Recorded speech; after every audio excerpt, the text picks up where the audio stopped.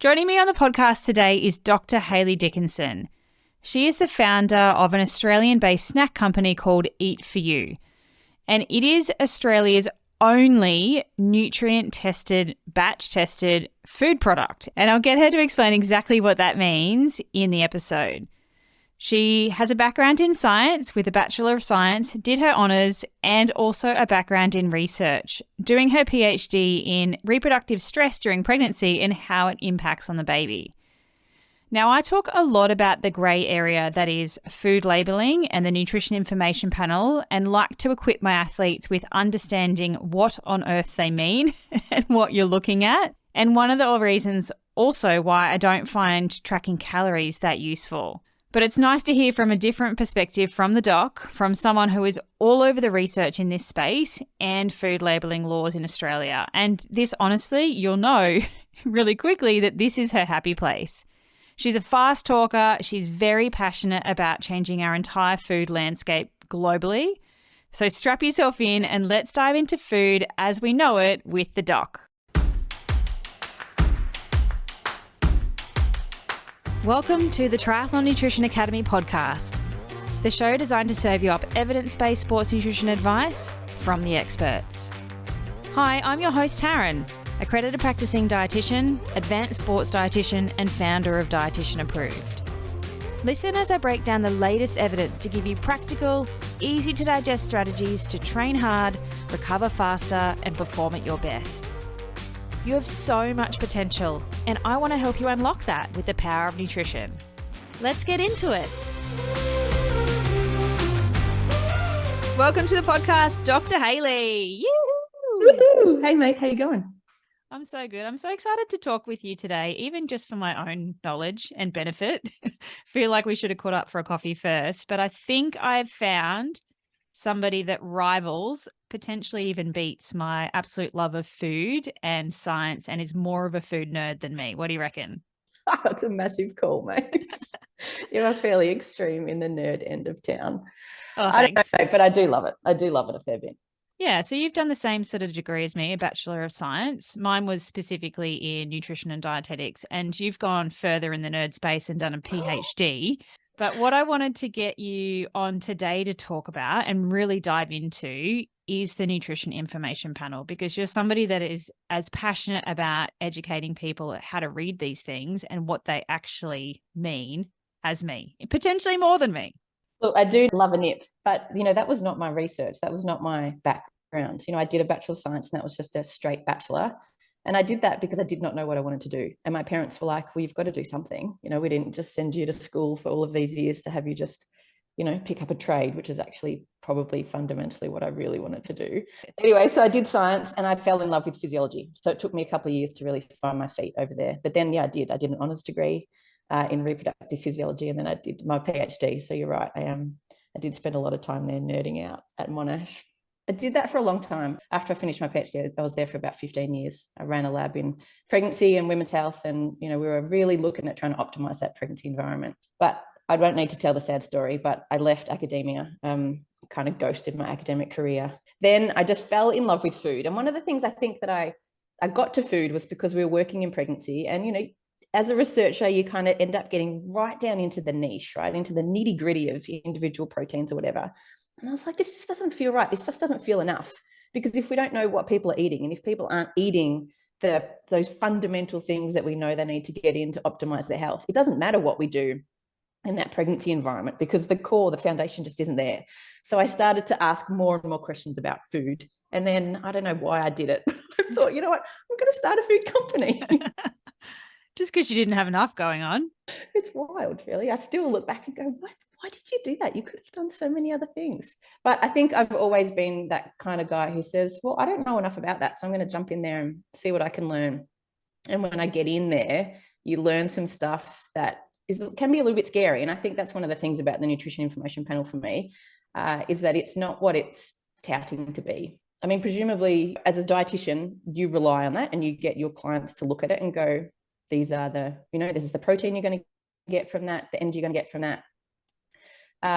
It might shock you to know that rarely is the nutrition information panel actually reflective of the food in the packet. Probably doesn't shock you, mate, but it might shock others. Also, No. probably doesn't shock the listeners if they've been listening for a while, because I do talk about that variation and why I don't think counting calories is that useful, because what's on the label could be 20% either direction on what's actually in the packet. So that is why you're here. So we can nerd up and talk about that. Totally. And get a bit more practical too, so that people can actually understand that, because counting calories and thinking that what you put in your mouth is exactly what it says is very much a gray zone. So you went from academia, got burnt out, got so sick of all that sort of thing, and you started a food company, and you're the founder of Eat For You, which is the only batch tested snack company here in Australia. So please tell me what on earth that means and why you're so passionate about batch testing products. It's one of those things that I wish we weren't. I wish we weren't the only batch nutrient tested snack company, but for now we are, and no one has challenged me on that claim. And I look forward to the day when someone says, hey, actually, you're not the only one, we're doing it too, because that will be an absolute celebration day for me. But we did. So I started Eat For You. It actually started as Eat For Baby, and I really wanted to make food that was of a known nutrient content and quality for women on their pregnancy journey. That was a difficult brand to sell. A lot of people tended to think that we were selling baby food. So we pretty quickly pivoted to Eat For You. The food was not specific to the pregnancy environment. It was just that there were things about the food that were really important to me for that sort of stage of life where there's an increase in nutrient requirement during that period. And then there's also this sort of extra vulnerability. And it's one of those things that we don't really have a great understanding on either, kind of what's going on with your maternal immune system, right? Like it's changed because it's receiving a partially foreign body. But to say that it's compromised or deficient I don't necessarily agree with that. I think that would be a really dangerous evolutionary play to make a woman who's, trying to grow the population more vulnerable to things. So it's just a different environment. And so, of course, with food, you want to be extra careful with things like listeria and salmonella and E. coli and stuff like that. So when we were developing Eat For Baby, Eat For You, we introduced those things as standard for us. So every single batch of our food is tested first, obviously, in the recipe development stage to kind of know that we're getting the sorts of nutrients that we hope and expect to be providing in our food. And if we're not, that's when we then start to do a little dance around who our ingredient suppliers are. And we start to have a better, more direct conversation with them and find people who are really honoring the nutrient integrity of their soil, because that's essentially how it ends up in our food. If the soil is deficient, you're never going to get it in your food. Once we're happy with the ingredient source that we've got, then we'll do a batch test. And so every single time we make our food, we retest the nutrition information panel, and we do that bacteria and sort of, microorganism test every time too. And there are things that everybody has to do, and I feel reasonably confident that most food producers do those things, but it's actually rarely in the actual food that you're required to test for the microorganisms. It's actually just in your manufacturing site where you've got to do, bench tests and stuff like that. So for me, I just wanted a little bit more. I wanted to feel really confident that if I was recommending this stuff to people, that they were going to be safe. I really resonate with your overachiever, high achiever mentality to make the best snack food in the world. I love it. Totally. I mean, that's what people deserve, right? That's what everyone should be getting from their food. I feel like what I'm offering is actually nothing extraordinary. It should just be the baseline. It should be what all of our food is, but it's just not the reality. Yeah. So talk to me about how a nutrition information panel is actually developed, because that'll help answer those questions around why you are so passionate about doing that for every single batch. So the requirement is, that there are some things that have to be on your NIP. So there's the energy, there's protein, sugars, fats, sodium, and that's all that has to be there. And you need to provide the per serve quantity of those things and the per 100 gram or 100 ml serve. And this is in Australia too. This is in Australia, and it's Australia and New Zealand. We use the same food standards, but there are actually databases of food products that food producers can access. And so the last time these databases were updated was 2011. And so that's a long time ago. That's 12 years ago. And what food producers do is just punch in the ingredients that are in their recipe and the amounts. And then these database will just drop out a standard nutrition information panel. And that is the requirement. That is okay. That falls within the food standards guidelines. But knowing what we know about, shifting climates, seasons, changing in ingredient sourcing, whether it's an Australian ingredient, whether you're importing it from somewhere else. To my mind, that just stinks of a lack of integrity, because, we know there are so many things that impact the nutrients in our food. time from harvest to getting to the manufacturer, the processing, all of that kind of stuff. So it just did not feel honorable to me to use that, to rely on that. So we obviously, that's where we go first, because, you know, we don't always know what the expected nutrient content of all of our foods is. So we go there first and get a bit of a rough idea, tweak our recipe to kind of go, we actually want more vitamin E in that product, so let's push up our sunflower seeds, that sort of thing. But then what you actually see on our packaging is something that comes from our recipe development phase, because one of the tricky things with packaging, obviously, is that you print your packaging before you make your food. I understand the challenge for food producers in having a nutrition information panel that accurately reflects the food in your packet, but we've overcome that because there's a beautiful little QR code on our packet. So when you scan that QR code, it takes you to my website and it tells you exactly what the nutrition information panel is for the exact product that is sitting in that wrapper. And we go well beyond what you have to have. So, you know, I listed like 8 things that have to be on the nip, but we include minerals and vitamins and stuff as well. Not all of them, because not all foods have all of the minerals and vitamins, but those ones we would expect for you to get a reasonable amount from the ingredients that we've used, they get tested as well. Ah, it's so exciting. How good is technology? It would be so good if every food had that available. And, you know, maybe one day it will. You are the front runner, the person paving the way for that sort of stuff. But I think it's very important to understand that what is on a label is not necessarily what's in a product unless you are batch testing every single food. So can you explain to me how you actually do that? So you make a new batch of bars. Yep. How do you test the nutrient quality or quantity of that batch? So we send it away. So we get independent labs to do that analysis for us. And there are several different companies that offer that. We just choose one that's reliable, basically, and we get great data back. And, you know, I can't control it, right? Once I've made that batch of food, I'm in. Yeah. Unless there is a microorganism issue, which obviously is a no-brainer. You don't sell food that's not safe. But from a nutrition perspective, People do. And I'm not going to mention any names. They really shouldn't. But from a nutrition perspective, I'm not going to pull a product line because I didn't hit my selenium target, for example. But I'm definitely going to tell you the truth. I'm definitely going to tell you that despite there being enough Brazil nuts in here to theoretically give you your daily selenium requirement, we didn't get there this time.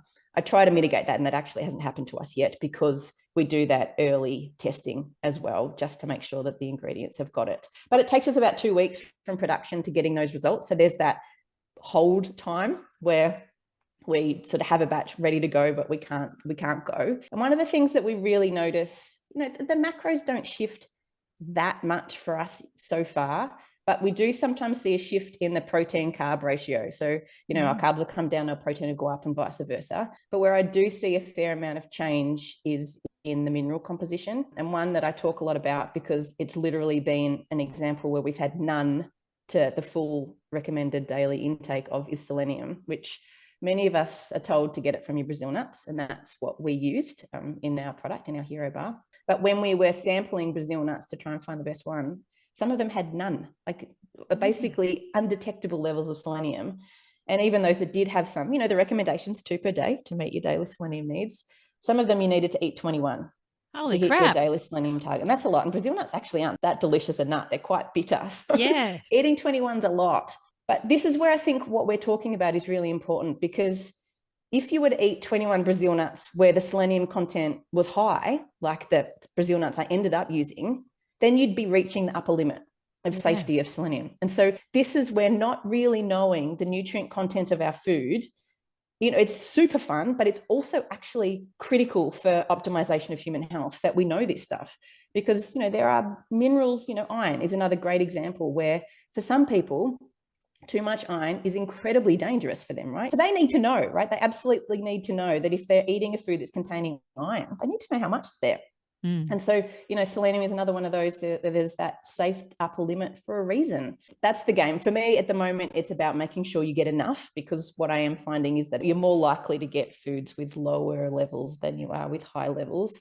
And I think there's a much bigger conversation in that. That's what's going on in our farming, what's going on in our soils, what's going on in our processing, that is sucking the nutrients out of our food. It's almost a bit overwhelming, isn't it? Like, how do we know what on earth we're putting in our mouths then? Like, what's the next step for us to understand if we're meeting our requirements on a day-to-day basis, or if there's anything that we could be doing or should be doing? Because we're talking to triathletes here, and Everyone wants to be perfect and do all the things right. If we can't trust a nutrition information panel, why would we track our calories? And then how do we know if we're getting all the nutrients we need on a day-to-day basis? We don't. We truly don't. It's a devastating reality, and it's one that we don't talk about very often. We'll sit there and say, these are the foods that you should be eating. But the reality is we actually don't know whether you're getting what you should be getting. There's very little science out there around nutrient content of our food. And most of it is not coming from independent people. Most of it is coming from organizations or people who have a vested interest in you eating a particular food or from a particular farming type. Probably the simplest thing to do is grow what you can, because then, you essentially get to control that environment. And I know that's not a reality for lots of people, but it's not hard to stick some leafy green seeds in a pot of soil. Just about anyone can grow leafy greens.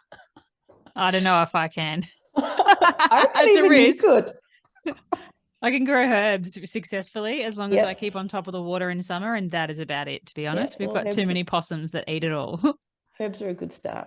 Yeah. But it is a much bigger conversation. And the reality is it's not for the day-to-day punter to get on top of this, because that's my end game, right? That's the utopia for me, where everyone is living on the land in these beautiful, rich urban garden spreads, right? Where we're sharing amongst our community, we're growing the food, we can see where it's being grown, we know the person who's growing it. And I know that's where I'll end up. That is my end game, but I know that's not a reality for everybody else. So we need to talk about it. We need to have the conversations that you and I are having right now. We need to back brands that are being brave enough to ask the question. Like, it scares the shit out of me every time we run a batch nutrient test, because whilst there's that hope and I've done all of the due diligence I could along the way, there is still the reality that I might get a result that says that there is basically nothing other than the macros in my product. But we have to be brave enough to do that, because that's the only way that we're going to go, holy shit, the ingredients that we are accessing, they don't have the nutrients in them. Then it's a bigger conversation. And look, I think our farming is a little bit upside down. We use certified organic ingredients, and that's mostly from a what's not in it perspective rather than a what is in it perspective. But, there's some beautiful new agriculture practices like regenerative agriculture, where it's really about rebuilding the soil. I think we've just treated the land a bit shit for probably too long.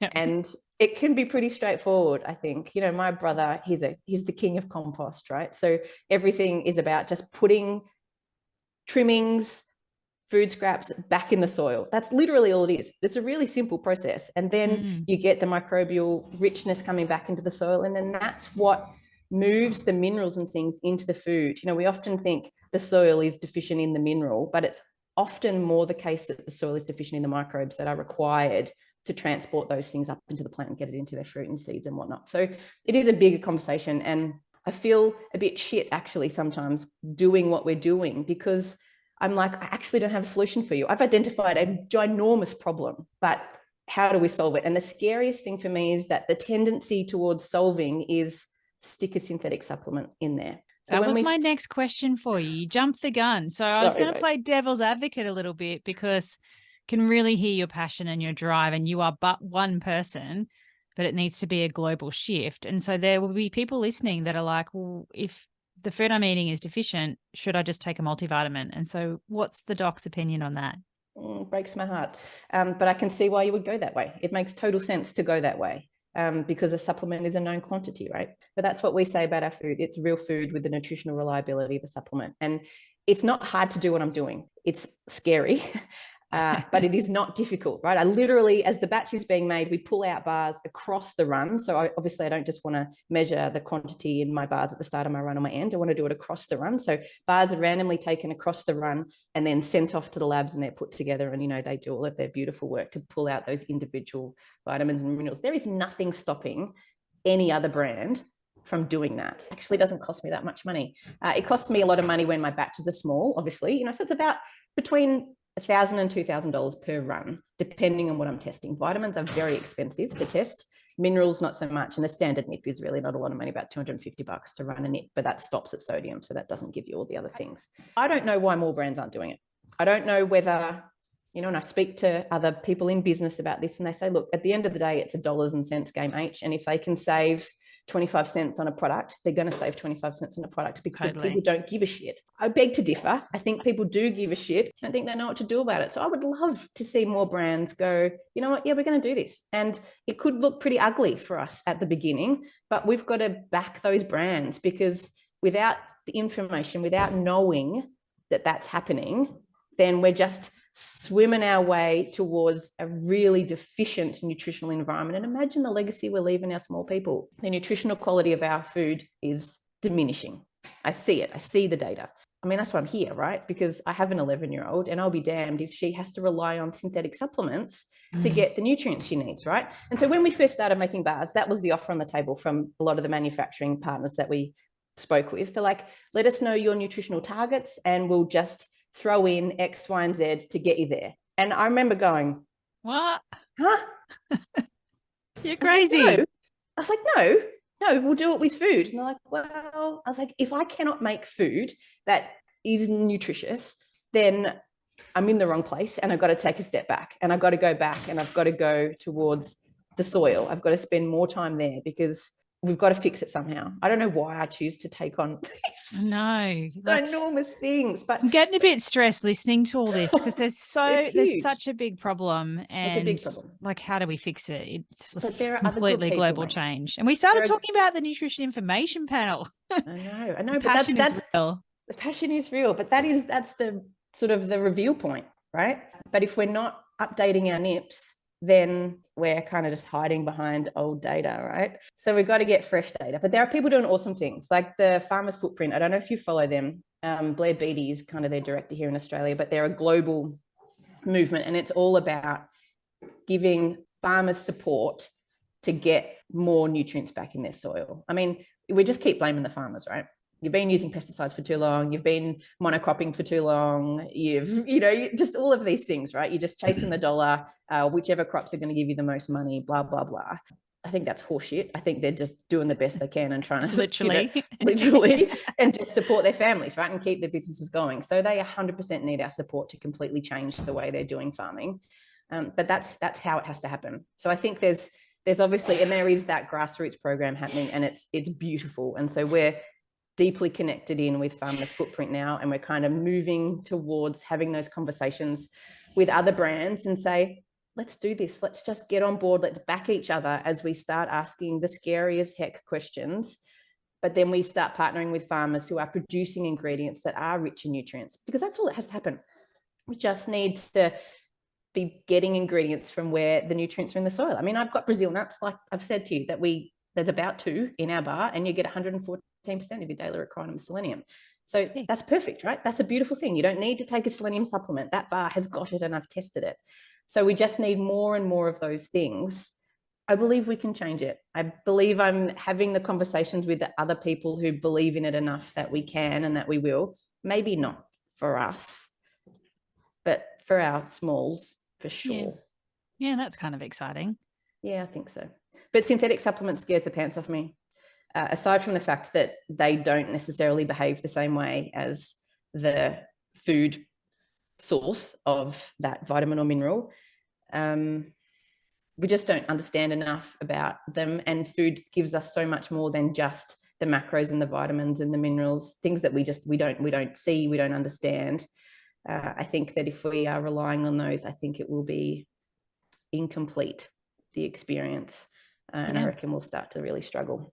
Yeah, we don't really know, do we? How long have we been using multivitamins for? Not forever. Not forever.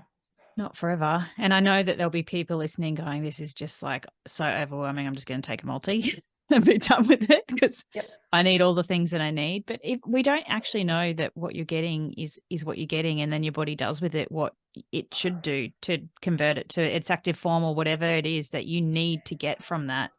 Plus, like you mentioned, all the phytochemicals and things that are in food and those other interactions that we just don't even know about yet.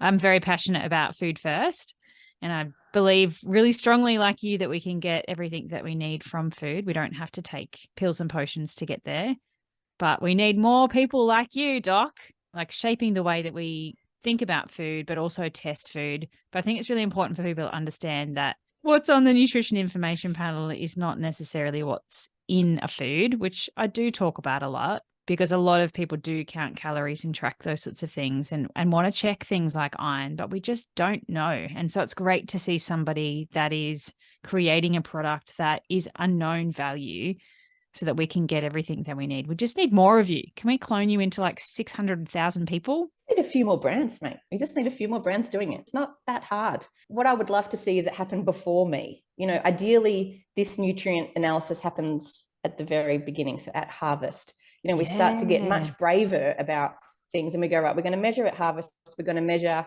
at the point that we normally, you know, because a lot of our food is stored, love it or hate it, it's the reality.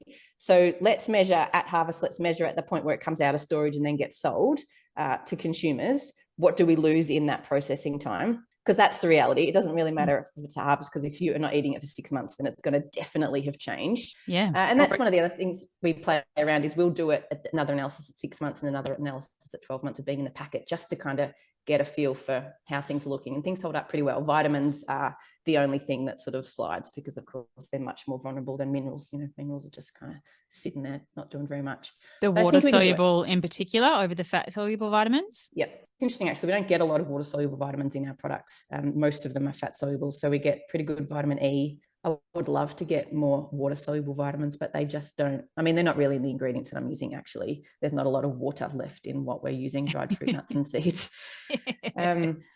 So it's mostly, you know, we're a really nice source of, you know, fats, reasonable source of protein too, actually. I have a question. Am I allowed to ask you a question? Well, it depends. That's yes, go for scary, it. I don't think. So our bars are like a 200 calorie bar, right? So they're 50 grams, about 200 calories in there. And, you know, and there's about 4 to 8 grams of protein in each bar. There's a heap of dietary fiber. You get about 30% of your daily fiber. And then, you know, magnesium and phosphorus and those sorts of things are pretty consistent across all of our bars. When would you recommend people eat them? You know, because you talk to athletes, right? You know, so what does a snack like that fit into someone's regiment? As a triathlete, I guess it's different to the general population. Yeah. Probably too much fiber to have during training, I would suggest. Yeah, it's going to get things moving. Yeah, and it probably is a snack that you'd chuck in between meals, to be honest, is probably the best place for it. Okay, so some really practical tips or suggestions for people then that are, you know, feeling a little bit overwhelmed with all the things. What can they do to maximize how much nutrients they're eating? The reality is you're still going to get maximum bang for your buck nutritionally from eating real whole food. So, you know, meat, eggs, fruit, veggies, that's still going to be the stuff that's packed with nutrients. Typically, processed packaged food is going to be absent in nutrient. You know, it might have a pretty attractive nutrition information panel. And what we haven't talked about is calories versus calories from whole food versus parts and pieces of food. So that number doesn't really mean anything to someone like me when, you know, it's a rice malt syrup or whatever. That's not a food. You know, that was once was rice that has just been cooked down to a horribly sweet syrup. So I think it's the same as forever. If you're eating real food, you're definitely going to be far more nutritionally optimized than if you're relying on stuff that comes out of a laboratory or a, you know, heavily intensely machined manufacturing facility. If we want to talk about supplements, I love the idea of whole food supplements, and there are a few brands out there that are doing more and more of that. I still struggle though, because they're not batch testing. It sounds fabulous. It sounds like the dream, because you're using the versions of vitamins and minerals, they're coming from the food, but there's still processing. You've still turned, you know, a kilo of kale into a green powder. And what does that look like? What do you lose in that process? I think the same needs to be said for food as it does for those whole food supplements. You've really got to get in there and do the testing. Yeah, I couldn't have said that better myself. Like very much whole foods, real foods, keep away from packets as much as possible unless you are independently batch testing all the nutrients in your product like Doc is. Just to highlight on that point, those greens powders and stuff sound awesome and they get marketed really well, but we honestly have no idea what's in that finished product. So I do talk about that a little bit. I try not to talk about brands because I don't want to get in trouble and get hunted down and have my car burnt. Like if you're taking something like that and it's costing you a bucket load, eat some fruits and vegetables instead. Yep, because you're always going to get so much more from that, and it's more enjoyable too. Totally. But triathletes are time poor and they're busy, and that's an easy Band-Aid fix. Yeah, sure. So if someone wants to try some of your bars, the Eat For You bars, where do they do that? How do they go about finding them? We're in about 350 stores around the country, like organic grocers and health food shops and whatnot. But they could just jump to the website. That's always the funnest for us, because then my phone goes cha-ching. Dopamine. Totally. And that's just eatforyou.com.au. And maybe we'll share a little code that you can share with your peeps. Oh, sure. We'll chuck that in the show notes, or we might actually send it out to our email list only. Nice. How's that? I like it. Is there plans to distribute globally? I feel like you've got enough on your plate, but at the moment you're available Australia and New Zealand. I'd love to go global. We did just get a little export marketing development grant from the government to kind of scope that out, because, just this week, I don't know if you've seen in the news about Bounce. So they were really one of the first kind of packaged ball products. Yeah, they've just gone into administration because they sought to go to the US and acquired massive debt in doing so, and it didn't work. So it'll be a slow process for us, just because I'm a conservative person and I do not have a massive pile of money sitting behind me just to burn in this process. I think the reality for me is to keep it small, because there are bigger things that I'm trying to do than just make my brand big and just sell billions of my bars. That's actually not what I'm here for. The bars are a vehicle to prove to people and brands that you can do good things with food and you can produce honest, transparent, nutritious food. But yeah, I think I'm a part of a bigger conversation, which is to get that far beyond just the Eat For You snack bars and really get that happening across many, many other foods, because you cannot live on a snack bar. I'd love it if you could, but you can't. I don't give you everything that you need, and you get really sick of them really quick. So we need more food doing what we're doing. Yeah, and that's what I love about you. So passionate, and it's not about the money or world domination or anything like that. You're just trying to actually change the world one bar at a time. Love it. Well, thank you so much for joining me and sharing your mind with the listeners. If anyone wants to reach out to you, what's the best way to do that? Our socials is pretty good. We're pretty active on Instagram. So that's just at Eat For You. I think there's an underscore in there somewhere. Someone has Eat For You all on its own. Oh, no. Breaking my heart a little bit. Otherwise, my email, hayley@eatforyou.com.au. It's _Eat For You. I'll pop that in the show notes. Don't even know your own Insta handle. I knew it was somewhere to start or the end. Ellie will be so pissed at me. Oh, love it. Thank you, Doc.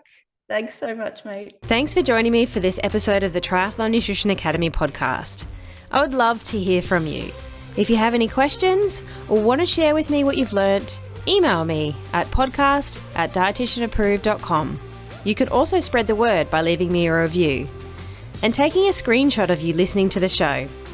Don't forget to tag me on social media at dietitian.approved so I can give you a shout out too. If you want to learn more about what we do, head to dietitianapproved.com. And if you want to learn more about the Triathlon Nutrition Academy program, head to dietitianapproved.com/academy. Thanks for joining me, and I look forward to helping you smash it in the fourth leg. Nutrition!